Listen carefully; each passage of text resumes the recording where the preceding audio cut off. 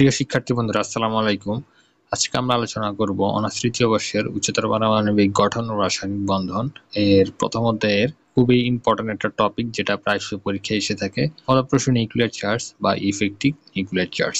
তো টপিকটা শুরু করার আগে বলে রাখছি, যারা আমার চ্যানেলে নতুন, যদি ভিডিওগুলো ভালো লেগে থাকে তাহলে সাবস্ক্রাইব করতে কিন্তু ভুলবেন না। তো বোর পরমাণু মডেল অনুসারে আমরা জানি পরমাণুর বিভিন্ন শক্তি স্তর থাকে, যে শক্তি স্তরগুলোতে ইলেকট্রন থাকে। এখন আমরা এখানে যে চিত্রটা দেখতে পাচ্ছি, সেই চিত্র অনুসারে আমরা দেখতে পাচ্ছি এটা পরমাণু মডেল, এবং সেখানে বিভিন্ন শক্তি স্তর আছে। শক্তি স্তরে ইলেকট্রন সজ্জিত আছে। ইলেকট্রনগুলো দূরত্ব ভিন্ন, দূরত্ব যেহেতু ভিন্ন, অর্থাৎ এক একটা এক এক দূরত্ব অবস্থিত। প্রথম কক্ষপথে যে ইলেকট্রনটা অবস্থিত সেটা নিউক্লিয়াসের কাছাকাছি, তারপরটা আর একটু দূরে, তারপরটা আর একটু দূরে, এভাবেই। তো তো যেহেতু ইলেকট্রনগুলা সমান দূরত্বে অবস্থিত নয় এবং তারা বিভিন্ন দূরত্বে অবস্থিত, তাই নিউক্লিয়াস কর্তৃক ইলেকট্রনগুলোকে যে আকর্ষণ করার যে ক্ষমতা, সেটাও কিন্তু ভিন্ন ভিন্ন হয়। আর পরমাণুর যে ইলেকট্রনগুলো, সেগুলো ঋণাত্মক চার্জ বিশিষ্ট। ঋণাত্মক চার্জ বিশিষ্ট হওয়ার কারণে তারা নিজেদের মধ্যে একে অপরকে বিকর্ষণ করে। এখন এখন দেখেন, পরমাণুর যে শেষ কক্ষপথে একটা ইলেকট্রনকে আমরা হলুদ মার্ক করলাম। সেই ইলেকট্রনটা যে নিউক্লিয়াস কর্তৃক কতটুকু টান অনুভব করে, টানটাই হচ্ছে যে ফলপ্রসূ নিউক্লিয়ার চার্জ। সে টানটার ক্ষেত্রে প্রথমত দেখেন, ইলেকট্রনকে বিকর্ষণ করে।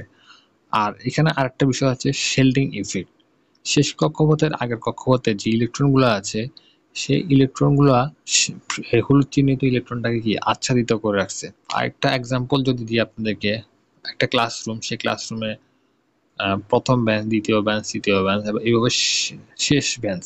এখন একজন শিক্ষক প্রথম বেঞ্চের স্টুডেন্টের প্রতি যতটা মনোযোগী থাকবে, প্রথম বেঞ্চের স্টুডেন্টটাকে যতটা না বেশি ক্যাচ করতে পারবে, লাস্ট বেঞ্চের স্টুডেন্টকে তত বেশি ক্যাচ করতে পারবে না। কারণ লাস্ট বেঞ্চের স্টুডেন্টটা অনেক দূরে অবস্থিত, মাঝখানে অনেকগুলো ছাত্র আছে, অনেকগুলো বেঞ্চে অনেক ছাত্র বসে আছে। সে ছাত্ররা শেল্ডিং ইফেক্ট তৈরি করতেছে, শেষ বেঞ্চটাকে আচ্ছাদিত করে রাখছে। ফলে শিক্ষকের মনোযোগ বেশিরভাগ প্রথম বেঞ্চে থাকে, শেষ বেঞ্চে কিন্তু থাকে না।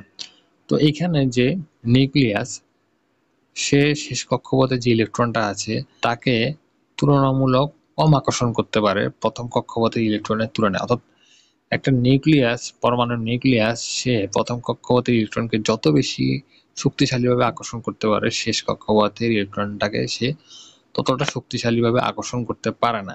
কারণটা হচ্ছে কি, একে হচ্ছে আচ্ছাদনের প্রভাব, দুই হচ্ছে যে ইলেকট্রন ইলেকট্রন বিকর্ষণ। আমরা একটা উদাহরণ দেখি। একজন ব্যক্তি দেখেন একটি বস্তুকে, সে তার নিজের দিকে টানছে।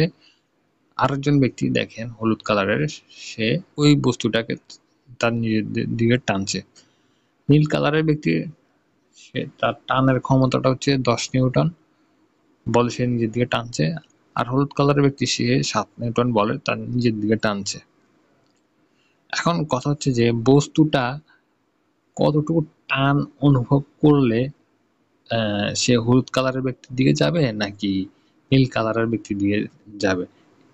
এখন দেখেন, এখানে সে 3 নিউটন বল অনুভব করে, অর্থাৎ নীল কালারের যে ব্যক্তি, সে 3 নিউটন অতিরিক্ত বল এখানে প্রয়োগ করতেছে হলুদ কালারের ব্যক্তির তুলনায়।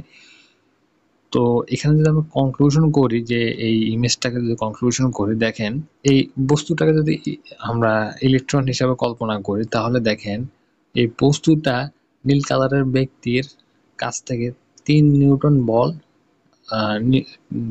নীল কালারের ব্যক্তি কর্তৃক 3 নিউটন বল টান অনুভব করে, ফলে সে নীল কালারের ব্যক্তির দিকে চলে যায়। আশা করি ব্যাপারটা বুঝতে পারছেন। এখন ইন কনক্লুশন আমরা কি বলতে পারি, মোট নিউক্লিয়ার আধানের যতটুকু আধান দ্বারা পরমাণুর একটি বিশেষ ইলেকট্রন নিউক্লিয়াসের দিকে আকর্ষিত হয়, তাকে উক্ত ইলেকট্রনের ফলপ্রসূ নিউক্লিয়ার চার্জ বলে। বইয়ের ভাষা আমি যেটা বললাম, যে নিউক্লিয়াস একটা ইলেকট্রনকে নিজের দিকে আকর্ষণ করতেছে। এখন ইলেকট্রনটা যতটুকু টান অনুভব করবে, কারণ এখানে হচ্ছে যে ইলেকট্রন বিকর্ষণ করতেছে, আবার আচ্ছাদন প্রভাব আছে। ফলে পূর্ণ শক্তি দিয়ে তো নিউক্লিয়াস তাকে আকর্ষণ করতে পারতেছে না। যতটুকু টানে সে আকর্ষণ করতে পারতেছে, সে টানটা ইলেকট্রন ফিল করে, অর্থাৎ ইলেকট্রনটা নিউক্লিয়াস কর্তৃক যতটুকু টান অনুভব করে, সে টানটাই হচ্ছে যে এখানে ফলপ্রসূ নিউক্লিয়ার চার্জ, যেটা বিজ্ঞানী স্ল্যাটার সমীকরণ প্রদান করছে। সেই সমীকরণ বা সূত্রের মাধ্যমে আমরা সেই ফলপ্রসূ নিউক্লিয়ার চার্জটা বের করতে পারি।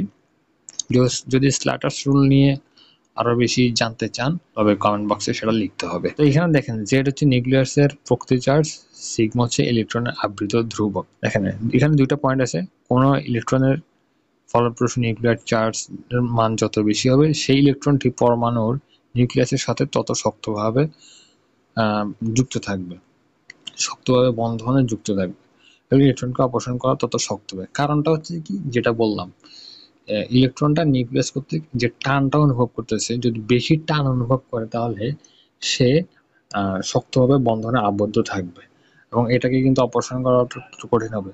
আর যদি নিউক্লিয়ার চার্জ, অর্থাৎ পরমাণু যে নিউক্লিয়াস, সেই নিউক্লিয়াসের চার্জটা যদি বেশি হয় তাহলে সে স্বাভাবিকভাবে তার কক্ষপথে যে ইলেকট্রনগুলো আছে সেগুলো কিন্তু সে অনেক বেশি টানে আকর্ষণ করে রাখবে, অর্থাৎ অনেক বেশি শক্তি দিয়ে আকর্ষিত করে রাখবে সেখানে, এবং বাইরে থেকে যদি কোনো ইলেকট্রন আসে সেটাকেও সে কি তার নিজের দিকে আকর্ষণ করবে, অর্থাৎ তার ইলেকট্রন আসক্তির মানটা বেশি থাকবে। আশা করি পুরো ব্যাপারটা বুঝতে পারছেন।